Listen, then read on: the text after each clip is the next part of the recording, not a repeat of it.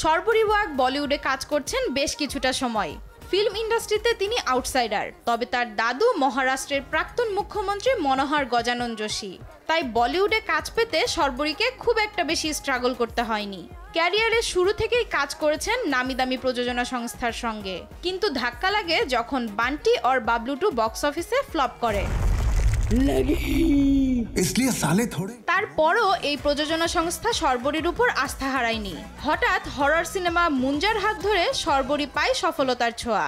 এই সিনেমার মুখ্য অভিনেতা অভয় বার্মা আর শর্বরী। তবে মজার বিষয় হচ্ছে, এই দুই নতুন জুটির উপর ভর করে সিনেমাটি 50 কোটির ব্যবসা করে ফেলবে তা কোনোদিনই ভাবতে পারেনি সিনেমা ব্যবসায়ীরা।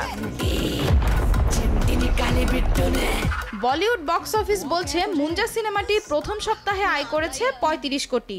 দ্বিতীয় সপ্তাহে এই সিনেমা দেখার জন্য ভিড় হবে, সেটাও আজ করা যায়। ছবিটি খুব অল্প সময়েই 50 কোটির অঙ্ক ছুঁয়ে ফেলবে তা নিয়ে কারোরই কোনো সন্দেহ নেই।